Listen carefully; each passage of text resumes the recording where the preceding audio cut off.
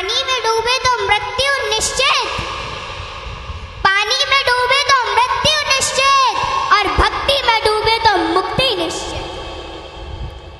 दुनिया रचने वाले को भगवान कहते हैं और संकट हरने वाले को हनुमान कहते हैं। ना किसी को नाराज करके जियो, ना किसी से नाराज होकर के जियो। जिंदगी बस कुछ पलों की है, सबको खुश रखो और खुश होकर के जियो। पांच तत्व का पुतला प्राणी सूरत सबकी न्यारी, कलाकार है कैसा भगवान उससे दुनिया हारी। जैसी करनी वैसी भरनी कर ले सुंदर काम, रे मन अब तू चेत जा भजले हरि का नाम। जिंदगी मिली है तो कुछ करके दिखाओ, जिंदगी मिली है तो कुछ करके दिखाओ। वक्त अगर खराब है तो उसे बदल के दिखाओ। मित्र वही जो भीड़ में खोने ना दे, और लक्ष्य वही जो रात में सोने ना दे। जिसकी गति और मति सत्य की होती है, उसका रथ आज भी श्री कृष्ण चलाते हैं। जिन खेतों में बारिश नहीं होती वहाँ की फसलें खराब हो जाती हैं, और जिन घरों में धर्म संस्कार नहीं होते वहाँ की नस्लें खराब हो जाती हैं। हमारे जीवन में 7 सुख होते हैं, और वो 7 सुख कौन कौन से सुख होते हैं? पहला सुख निरोगी काया, दूजा सुख घर में माया, तीसरा सुख कुलवंती नारी, चौथा सुख पुत्र हो आज्ञाकारी, पांचवा सुख स्वदेश में वासा, छठवा सुख राज हो पासा, सातवां सुख संतोषी जीवन, ऐसा हो तो धन्य हो जीवन। हाँ? आवत ही हर शय नहीं, नैनन नहीं स्नेह। आवत ही हर शय नहीं, नैनन नहीं स्नेह। तुलसी तहा न जाइए कंचन बरसे में। कि जिस स्थान या जिस घर में आपके जाने से लोग खुश ना होते हो, और उन लोगों की आंखों में आपके प्रति प्रेम और ना ही स्नेह हो, तो वहाँ हमें कभी नहीं जाना चाहिए, चाहे वहाँ धन की वर्षा क्यों ना होती हो। हाँ? यदि किसी बच्चे को उपहार ना दिया जाए तो वह थोड़ी देर रोता है, पर संस्कार ना दिया जाए तो जीवन भर रोएगा। शिक्षा कहीं से भी प्राप्त की जा सकती है, लेकिन संस्कार हमेशा घर से ही मिलते हैं। कुदरत यानी भगवान ने हमें आनंद ही आनंद दिया है, दुख तो हमारी खोज है। तीर को आगे छोड़ने से पहले पीछे खींचना पड़ता है। ठीक उसी प्रकार अच्छे दिनों के लिए बुरे दिनों से लड़ना पड़ता है। गति के लिए चरण और प्रगति के लिए आचरण बहुत जरूरी है। रिश्ता गहरा हो ना हो, परंतु भरोसा गहरा होना चाहिए, क्योंकि गुरु श्रेष्ठ वही जिसकी प्रेरणा से किसी का चरित्र बदल जाए, और मित्र श्रेष्ठ वही जिसकी संगत से रंगत बदल जाए।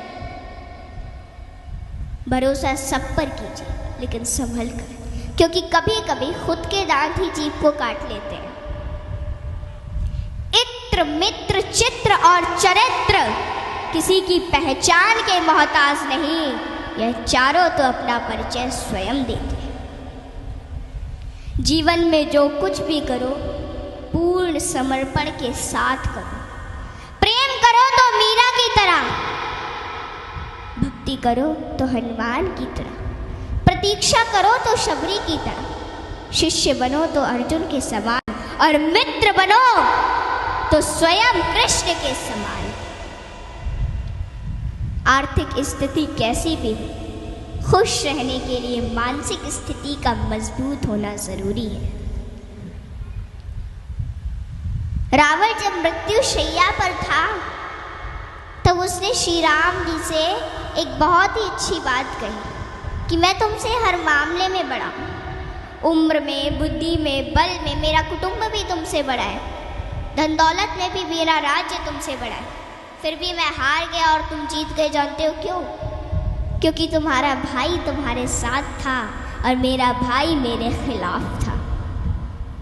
इसलिए सज्जनों, सदैव साथ रहिए, क्योंकि जब प्रेम बटा तो लिख गई रामायण, और जब संपत्ति बटी तो लिख गई महाभारत। हाँ, इसलिए अपने अपने घर में, भाई भाई में हमेशा साथ रहिए। भाई भाई का रिश्ता भगवान ने विपत्ति बांटने के लिए बनाया था, लेकिन यह तो संपत्ति बांटने तक ही सिमट कर रह गया। जब बिना भाई के रावण हार सकता है, भाई के साथ प्रभु श्री राम जी जीत सकते हैं, तो हम और आप किस घमंड में हैं?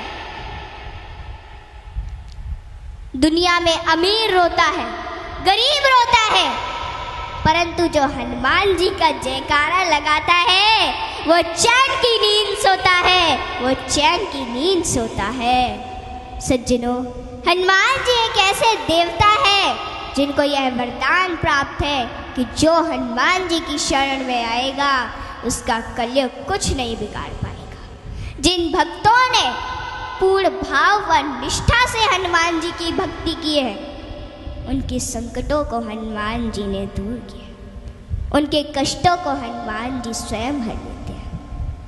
हनुमान जी के भक्तों को जीवन में कभी भी परिस्थितियों का सामना नहीं करना पड़ता है।